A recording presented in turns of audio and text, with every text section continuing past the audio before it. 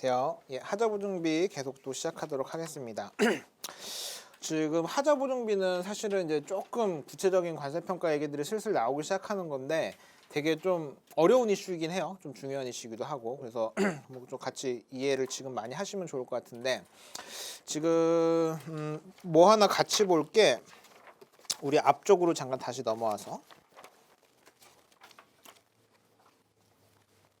앞에 그 프린트 2페이지 시행령 20조 6항 시행령 20조 6항 한번 같이 볼게요. 거기에 보면은 이제 우리 하자보증이라는 게 큰 범위로 보면 뭐냐면 간접 지급 금액의 형태다라고 했었고 그죠? 간접 지급이라고 하는 거는 아까처럼 120 있을 때 120을 그냥 통째로 판매자한테 줬을 때는 그건 직접 지급 금액이죠. 그죠? 그러니까 지금 우리 간접 지급 금액에 대해 더 논할 이유는 없어요. 그냥 포함되어 있으니까 공제 요소가 아닌 한 그냥 과세 가격으로 본다라고 그냥 처리하면 끝. 그죠? 근데 만약에 120 해서 120인데 100은 판매자한테 물때니까 판매자한테 주고 20을 뭐 보험업자라든지 아니면 하자보증을 전문으로 하는 사람한테 별도로 지급했다. 그러면 그 금액을 어떻게 처리할 거냐를 지금 얘기하고 있는 거죠. 그죠? 근데 여기서 보시면 이거는 간접 지급에 해당할 가능성이 있다라고 얘기를 하는 거예요. 그 2항에 보시면 그죠? 2항에 보시면 구매자가 해당 물품의 거래 조건으로 그 말이 중요해요. 거래 조건으로 판매자 또는 제3자가 수행해야 될 하자보증을 대신하고 그에 해당하는 금액을 할인받았거나 그러니까 두 가지 요소가 같이 있는 거예요. 그 하자보증을 할인받았다는 얘기는 뭐예요? 아까 100이랑 20 해가지고 총 120을 지급을 해야지 원래 정상인데 20만큼은 지급을 하지 않았다는 거, 할인받았다는 게 그죠? 그러면 100만 지급을 했지만 결과적으로는 그 20에 대해서도 지급을 했어야 되는 금액으로 봐서 간접 지급으로 가세하는 방법이 하나가 있고 하자보증을 처리하는 방법 중에 두 번째는 하자보증비의 전부 또는 일부를 별도로 지급하는 경우도 간접 지급으로 본다. 이렇게 두 가지 개념이 있는 거네요. 그죠? 근데 공통적으로 걸리는 거는 거래 조건으로 지급한다라는 말은 공통적으로 걸리는 거예요. 그러니까 그러면 구매자가 거래 조건으로 하자보증 비용을 추가로 지급한 경우뿐만 아니라 판매자나 제3자가 수행해야 될 것을 내가 직접 하고 그러니까 그 얘기는 뭐냐면 원래 이 하자보증은 누가 해야 된다고 생각을 하는 거예요. 판매자나 판매자를 대리한 제3자가 원래 했어야 되는 건데 그거를 안 해주고 대신에 금액을 할인받아라라고 하는 개념이죠. 그때는 간접 지급으로 한다라고 보는 거죠. 근데 이거의 반대 해석은 뭐가 있냐면 애초에 이건 판매자나 제3자가 하자보증 책임이 없는 거래도 있을 수 있어요. 그냥 이건 구매자가 내가 알아서 하겠다. 이건 하자보증이랑 상관없다라고 하는 거래도 있는 거예요. 그러니까 그때는 이런 간접 개념의 간접 지급 금액의 범위에 해당할 여지가 하나도 없는 거죠. 그러니까 이 지금 시행령 20조 6항의 두 번째 항에 나와 있는 거는 하자보증비를 기본적으로 판매자나 판매자를 대리한 제3자가 한다는 전제에서 할인받았거나 별도로 지급했으면 간접 지급으로 처리해라라는 게 지금 이 간접 지급 하자보증에 처리하는 그 메인 이슈다라고 보시면 돼요. 이렇게 보시고 자 이제 구체적인 내용들이 이제 협정에 나오기 때문에 이제 저랑 하나씩 이제 같이 좀 볼 건데 20조 6항이 9페이지에 있었구나. 굳이 앞으로 괜히 갔네. 앞에 그 9페이지에 그 주제 7번 첫 페이지에 있는 내용 같이 보셔도 됩니다. 거래 조건으로 판매자 또는 제3자가 수행해야 될 것을 대신하고 할인받았거나 아니면 하자보증비를 전부 또는 일부를 별도로 지급했을 때 이제 그 두 가지가 하자보증과 관련된 얘기고 자 그럼 이제 협정에서 이제 사실은 이제 우리가 법만 공부하면 여기까지밖에 못 보는데 협정을 공부하면은 그럼 하자보증비의 실제에 대해서 조금 더 이제 자세하게 볼 수가 있어요. 그래서 제가 대표적인 이제 하자보증비와 관련된 게 예해 20.1인데 그냥 이것도 순서대로 보는 게 아니라 그냥 하자보증비가 나왔기 때문에 제가 20.1을 그냥 앞에다 가져온 거예요. 자 보시면 여기서부터 이제 봐야 될 것들은 뭐가 있냐면 그 네 번째 거 그 하자보증의 정의라고 한 부분부터 한번 같이 볼게요. 그리고 아까 제가 설명드렸던 것 중에 혹시 오해하실까 봐 한 가지만 설명을 드리면 제가 아까 하자보증은 우발적으로 발생을 하고 그 다음에 유지보수는 항상 발생한다 그 말씀 드렸잖아요. 근데 그 말이 어떻게 이해하시면 안 되냐면 하자보증비는 항상 지급을 해야 되고 우발적으로 지급을 하는 거고 유지보수는 항상 지급하는 거다 그 말이 아니라 그냥 유지보수의 성격 그러니까 유지보수 활동 을 해야 되냐 말아야 되냐. 내구 연한을 쓰려면 뭐 예를 들면 세상에 정비 안 하고 쓸 수 있는 기계는 없다는 거죠. 그래서 유지 보수 활동은 기본적으로 항상 일어나는 거지만 그다음에 하자 보증이라는 것은 우발적으로 일어난다는 말이 뭐냐면 하자 보증비를 우발적으로 줘도 되고 안 줘도 되고 그런 개념이 아니라 내가 자동차를 제대로 된 걸 사면 하자 보증 때문에 센터에 갈 일이 한 번도 없죠. 근데 문제가 생겼을 때는 내가 하필이면 그 잘못된 걸 샀을 때는 가야 되는 거죠. 그러니까 하자 보증이 발생할 수, 그러니까 예를 들면 내가 청구를 안 하면 나한테 하자 보증을 해줄 일이 없잖아요. 업체에서. 그죠. 근데 만약에 그런 의미에서 우발적으로 발생할 수도 있지만 유지 보수 활동이라고 하는 것은 내가 내구 연한 동안 이 물건을 제대로 쓰기 위해서는 항상 유지 활동을 해야만 하더라라는 개념이에요. 그죠. 그러니까 그런 식으로 이제 어떤 비용을 반드시 줘야 된다 아니면 우발적으로 줘야 된다 그런 개념이 아니라 어떤 그 자체, 성격 자체에 대해서 말씀드리는 거예요. 자, 이제 제가 아까 말로 그냥 설명드렸던 부분들이 협정에서 이제 어떻게 표현되어 있는지를 한번 볼게요.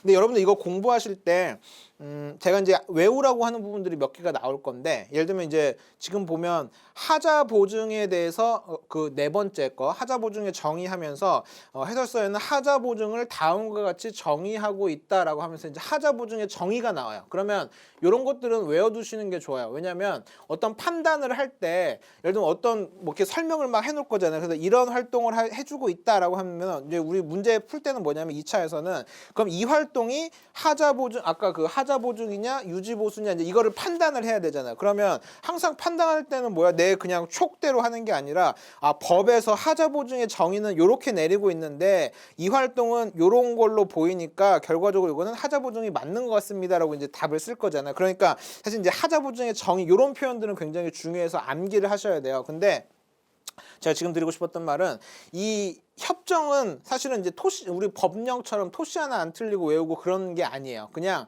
키워드 중심으로 외우시면 돼요. 제가 아까 설명드렸던 그 키워드들이 있을 거거든요. 같이 읽어보시면 이제 그런 것들 위주로 그냥 생각해서 그냥 조금 이렇게 써 내려가시면 돼요. 그러니까 그렇게만 보실게요. 자, 하자 보증에 대해서 이제 정의가 나오는데 하자 보증은 자동차와 전기기기와 같은 물품에 대한 품질 보증의 한 형태다. 품질 보증에 대한 한 형태다. 예를 들면 우리 뭐 산물 같은 경우는 뭐 킬로그램, 그러니까 뭐 중량으로 물품을 보증을 해준다는 이런 게 있잖아요. 근데 예를 들면 전기기기나 자동차 같은 경우는 그렇게 알 수가 없잖아요. 그 뭐 무게가 적당한다고 봐서 이건 정상 자동차구나 이렇게 생각하지는 않잖아요, 그죠? 그러니까 좀 타봤더니 뭐가 이상하다 이런 개념이니까 품질을 보증하는 한 형태가 하자 보증이다라는 개념이고. 그럼 이제 하자 보증이라는 것은 항상 해주는 것은 아니고 보증서라는 거를 지참한 자가 그러니까 뭐 꼭 뭐 보증서라는 게 필수 요건이 아니라 어떤 일정한 조건을 갖춘 자가 아무나 와가지고 하자 보증 해달라 그러면 안 되잖아요. 왜냐면 그 워런티 카드에는 뭐가 써 있냐면 언제 구매를 했고 예를 들면 우리가 2년이다 그러면 2년 전에 샀는지 안 샀는지 2년을 넘어섰는지 그거 확인해야 되니까 그런 걸 요건을 갖춘 사람이 와서 하자를 교정하거나 대체하는 방법이다. 그러니까 두 가지가 있어요. 하자를 고치는 방법은 하자를 교정하는 방법이 있고 대체품을 받는 방법이 있다. 두 가지가 있는 거네요. 그래서 거기에 소요되는 비용을 부담하는 것이다. 누가? 판매자가 무료로 부담을 해주는 것이다 라고 하는 거죠. 근데 판매자가 그 비용을 쓴다는 얘기는 아까도 말씀드렸지만 물품가 어딘가에 포함되어 있기 때문에 당연히 쓰는 것이다. 만약 그러한 조건이 충족되지 않았을 때는 하자 보증은 무효가 될 수도 있다. 내가 분명히 사왔지만 그다음에 2년 내에 하자 보증은 청구를 했지만 내가 그런 요건을 안 갖췄대. 워런티 카드가 없대. 예를 들면 그러면 하자 보증은 안 될 수도 있다라고 하는 거죠. 그래서 이런 말들이 좀 키워드인 거고 그다음에 하자 보증은 이 말 중요해요. 하자 보증은 물품에 내재된 숨겨진 하자다. 이런 표현이죠. 숨겨진 하자. 무슨 말인지 이해되시죠? 아까 표현에 의하면. 그러니까 내가 봐서 딱 봤더니 자동차가 찌그러져 있어. 그러면 이거는 야 이상하니까 바꿔줘라고 할 수 있지만 멀쩡해서 내가 가지고 왔는데 타보니까 이상해. 자동차가 덜덜거려. 그러면은 그런 게 이제 숨겨져 있는 내재된 하자다라고 하는 거죠. 그래서 있어서는 안 되는 물품의 사용을 방해하거나 유용성을 감소시키는 그런 하자들을 말한다라고 되는 거죠. 그래서 내재된 숨겨진 하자다 이런 표현들, 그 다음에 품질 보증의 한 형태다라고 하는 거, 그 다음에 방법은 하자를 교정하거나 뭐 대체하는 방법으로 한다. 그 다음에 어떤 요건을 갖추지 못했을 때는 무효가 될 수도 있다. 이런 표현들이 하자 보증의 이제 키워드가 되겠네요, 그죠? 그러면 이제 문제는 항상 이런 식이에요. 어떤 쟁점 사항을 하나를 주고 일단 이게 하자 보증인지 유지 보수인지를 일단 판단을 하게 하는 게 하나의 문제일 거고, 그죠? 그러면 그렇게 해놓고 만약에 하자 보증까지 왔다 그러면 그 관련된 비용을 또 주겠죠. 그럼 그 비용을 어떻게 처리할 거냐, 이게 또 하나의 문제가 되는 거예요, 그렇죠? 근데 지금 보시면은 그 5조에 보시면은 이제 하자 보증 지급에 따른 평가 처리라고 해가지고 이제 어떤 식으로 처리하는 게 맞는지에 대해서 어떤 케이스를 하나를 두고 있어요. 그래서 하나 A랑 B를 각각 보시면, 첫 번째는 판매자가 그 하자 보증과 관련된 비용들을 모두 다 포함시켜서 물때에 판 다음에 그래서 그거에 관련돼서 하자 보증을 직접 수행해 주는 경우가 하나가 있고, 그게 이제 우리가 지금까지 공부했었던 일반적인 케이스가 될 거고, B는 구매자가 직접 또는 간접적으로 비용을 부담하고 하자 보증 위험을 떠안으면서 이 물품이 물품 가격의 이점이 고려된다, 감안된다, 인하 조정됐겠죠, 당연히. 그랬을 때 각각 어떻게 처리하는지에 대해서 이게 문제예요. 그냥 우리 2차 시험에 그대로 나올 수 있는 문제예요. 그래서 하자 보증이 맞는지 아닌지 판단하는 거, 그 다음에 하자 보증 비용이 어떤 식으로 포함되어 있을 때 과세가격을 어떻게 처리하는지에 대해서 A, B를 각각 나눠서 판단을 해보는 게 문제가 되는 거죠. 자, 이제 보시면은 제가 그 페이지를 어떻게 보시면 되냐면 11페이지에 나오는 제가 이제 꺽쇠하고 판매자가 수행하는 하자 보증이 있고, 뒤에 보면 구매자가 수행하는 하자 보증이 있죠. 그게 각각 A 케이스에 대해서 어떻게 처리하는지, B 케이스에서 어떻게 처리하는지에 대한 설명이고, A 케이스는 지금 방법이 세 가지가 있는 거예요. 세 가지. 그냥 요점만 볼게요. 송품장에 그 하자 보증 비용이 다 포함되어 있는 경우, 아까 120 있을 때 120으로 그냥 청구를 해버렸다. 그러면 120만큼에 대해서 그냥 그 120 다 가지고 관세 평가하면 된다라고 하는 게 첫 번째 결론. 두 번째는 송품장과 별도로, 그러니까 물품값과 별도로 100, 200을 각각 청구했다. 그때도 마찬가지로 간접 지급 금액으로 봐서 청구한다. 그다음에 판매자가 하자 보증 위험을 제3자한테 양도하는 계약을 해서 지급을 하게 한다. 그때도 마찬가지로 이제 그 금액은 변제 성격을 또 가지고 있겠죠. 그래서 그 금액을 가지고 마찬가지로 구매자가 판매자에게 또 제3자한테 지급하지만 그 금액들 마찬가지로 다 간접 지급 형태로 과세 가격에 포함시켜야 된다라고 하는 게 결론입니다. 그래서 이 얘기는 첫 번째는 하자 보증 책임이 일반적으로는 판매자한테 있겠죠. 우리가 뭐 자동차를 사든 뭐 핸드폰을 사든 당연히 거기엔 하자 보증 책임이 있는 가격으로 우리는 사는 거고, 그거를 나 그걸 다 필요 없으니까 그냥 물건만 주세요라고 할 수는 없잖아요, 그죠? 그러니까 일반적인 거래가 지금 A랑 관련된 케이스인데, 제가 아까 나는 이제 정비 시스템이 전국에 다 있기 때문에 그거 필요 없습니다, 내가 알아서 할게요라고 해서 애초에 하자 보증 책임이 그냥 수입자한테 있는 경우다라고 하면은 그게 이제 B 케이스죠. B 케이스 어떻게 되는지 볼게요. 9항에 5항 B에 명기된 것처럼 B가 이제 아까 수입자가 그냥 알아서 하는 케이스죠. 구매자가 자신의 계산으로 하자 보증 비용을 부담하기로 결정하는 경우가 있을 것이다. 예외적인 케이스지만 그럴 수도 있다. 이런 상황에서 하자 보증에 대해서 구매자가 부담하는 이체의 지급액 또는 기타 비용은 하자 보증이 구매자의 자기 계산으로 수행되는 활동이기 때문에 제3조에 따라 제3조의 주의에 따라서 지급해야 하거나 지급해야 할 금액이 아니다라고 얘기를 하는 거죠. 그러니까 이 개념은 뭐냐면요. 평가에서 이제 이런 개념을 아셔야 되는데, 내가 이제 이렇게 물건 거래를 했어요. 그래가지고 만약에 아까 물때가 100이고 하자 보증이 20이 있어가지고 이제 이렇게 처리를 했는데, 내가 이제 어떤 제3자 하자 보증 업체를 껴가지고 나한테 물건값을 100을 주시고 하자 보증비는 20을 그렇게 주세요라고 하면은 이렇게 이제 준 금액이기 때문에 이거는 간접 지급 금액으로 봐서 100, 20을 다 애초에 과세 가격으로 결정을 시키겠다는 거예요. 그러니까 직접 줬든 간에 제3자한테 줬든 간에 상관없이, 물론 이 사람한테 120 다 주면 직접 지급으로 그냥 직접 지급으로 PAPP가 되는 거죠. 근데 지금 이제 B 상황은 뭐냐면요. 애초에 하자 보증 책임이 없었기 때문에 그냥 나는 100에 산 거야. 싸게 100에 산 거야. 근데 내가 했더니 하자가 발생을 했어. 그러면 이제 나도 고쳐야 될 거잖아. 그러면 이거는 이 사람이랑 상관없이 내가 고쳐야 되는 금액이에요. 그죠? 그러면 이 사람은 분명히 하자 보증 비용으로 뭐 그냥 C라고 할게요. 하자 보증 비용으로 20이 발생을 했어요. 이 사람이. 근데 이거는 이 거래량은 아무 상관없이 발생을 했다라는 거죠. 그래서 지금 이제 B에 있는 케이스가 요 케이스예요. 그래서 이렇게 실제로 지급이 됐지만 이 금액은 PAPP의 일부가 아니라 구매자가 자기 계산으로 행한 행동이다라고 봐서 간접 지급 금액에 포함되는 금액이 아니다라고 결론을 내리는 거죠. 그래서 하자 보증의 처리는 크게 보면 두 가지가 있네요.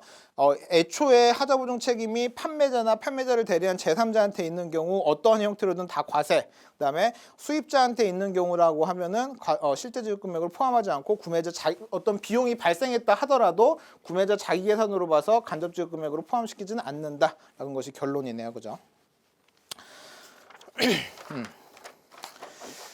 그렇게 보시고 10조에 있는 내용 한 번만 더 볼게요. 하자 보증 계약이라고 하는 것은 우리가 이제 앞으로 우리 기본적으로는 수익 물품과 관련된 물품 매매 계약을 계속 볼 건데 거기다 이제 조금 부수되는 계약들이 있어요. 그중에서 오늘 처음 나온 게 하자 보증 계약을 별도로 맺는데요. 그러니까 이 얘기는 뭐냐면 내가 물건을 사는데 보통 우리가 만약에 뭐 삼성이나 애플에서 핸드폰을 샀다라고 하면은 계약서 안에 하자 보증이라는 항목이 있을 거예요. 그래서 그 항목에서 이제 처리된 대로 뭐 2년이면 2년, 뭐 3년이면 3년 이렇게 처리를 해주겠죠. 근데 그 외에도 별도의 예를 들면 장비를 내가 구매를 하는데 물품 매매 계약에는 워런티 계약 내용이 없는 거예요. 그 다음에 별도의 워런티 계약을 추가로 맺어서 계약을 할 수도 있다. 그래서 물품 매매 계약과 워런티 계약, 하자 보증 계약은 별도의 계약일 수 있다. 충분히 있을 수 있다. 그게 이제 10조에 있는 내용이에요. 그래서 별도로 충분히 계약이 될 수 있고 뭐 그랬을 때는 이제 어떻게 판매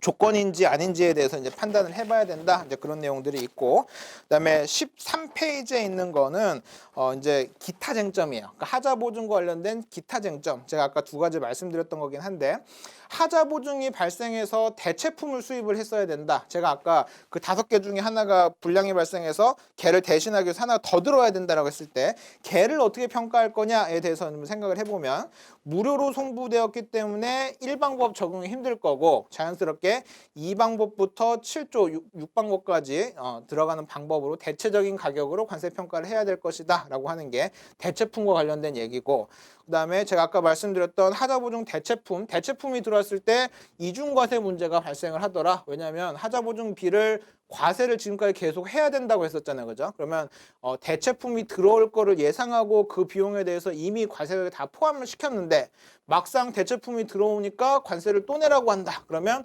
이중과세 문제가 발생할 수 있겠다라고 하는 게 하자 보증과 관련된 이중과세 문제다라고 하는 거죠. 그래서 이거는 뭐 환급의 문제든 아니면 감면의 문제로 뭐 국가에서 알아서 해결할 거지 관세 평가적으로는 절대 건들면 안 된다. 이거는 대체품은 대체품대로 그냥 이 방법이나 원칙대로 다 판단을 하고, 그다음에 이중과세 문제가 있더라도 그건 관세 평가에서 해결할 문제는 아니다. 알아서 그냥 뭐 법적으로 해결하면 된다. 우리나라에서는 특별한 규정은 없다. 이렇게 보시면 되는 거죠.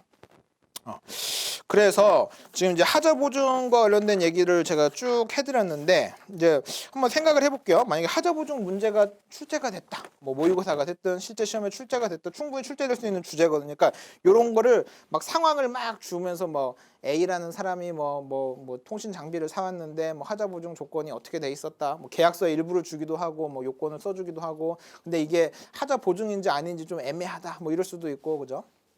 그다음에 뭐 그 금액을 누가 처리를 하기로 했다, 그다음에 대금을 어떤 식으로 처리했다, 뭐 이랬을 때 이 관세 평가 어떻게 할 거냐, 이게 항상 문제가 될 거고, 그죠? 그러면 거기서 이제 그게 그 쟁점이 뭔지, 뭐 하자 보증인지 유지 보수인지 판단하는 게 첫 번째 문제일 거고, 그다음에 그 과세액에 포함시킬지 말지를 하는 게 두 번째 문제일 거고, 그다음에 보너스 점수 받으려면 아까 그 하자 보증 관련된 기타 쟁점들, 대체품 판단할 때는 일방법 적용이 힘들 것 같다, 그런 거 이제 뭐 기타 결 뭐 이런 데다 좀 써주면 좋겠죠. 그리고 하자 보증에 대해서 이중과세 문제가 있을 수 있을 것 같다 써주면 되게 좋은 답안이 되겠죠. 좀 완성도 있는 답안이 되겠죠. 그래서 이 협정이 지금 보시면 예해 20.1도 굉장히 그냥 쓴 게 아니라 그 굉장히 많이 생각을 한 거예요. 하자 보증에 대해서 나올 수 있는 여러 가지 케이스들을 제시를 해준 거고, 그죠? 그다음에 그 중간중간에 정의에 대해서도 얘기를 해준 거고, 그다음에 그거 관련해서 기타적으로 또 부수적으로 생각해야 될 것들에 대해서 두 가지 케이스에 대해서 추가 설명 코멘트를 해준 거니까 사실은 굉장히 완성도가 높은 글이네요, 그죠? 그러니까 이런 식으로 답안을 또 작성을 하면 되겠다라고 하는 거죠. 근데 지금도 보면 요게 내용이 굉장히 길잖아요. 이걸 다 10점짜리로 쓸 수가 없거든요. 그러니까 아마도 여기 있는 중요한 키워드들 위주로 답안을 작성을 하면은 좋은 답안이 되겠다 하는 거죠. 그래서 이 협정이 지금 20.1이 제가 좋다고 제가 말씀드린다고 해서 그대로 암기하라는 말이 아니라 구조는 좀 암기해도 좋아요. 지금 보면 이렇게 제가 이제 소제목 달아놨듯이 20.1의 구조를 이렇게 딱딱딱 머릿속에 넣는 건 좋은데 이 토시 하나까지 암기하실 필요는 전혀 없고 그 중요한 키워드와 그다음에 판단. 예를 들면 A에서는 실제지급 과목에 포함된다고 했고 B는 포함 안 된다고 했다. 이런 것들은 당연히 알고 계셔야겠죠. 그죠? 그래야지 이제 나중에 관세평가 문제를 푸실 수가 있겠죠. 그런 식으로 이제 협정은 이렇게 공부를 하시면 됩니다.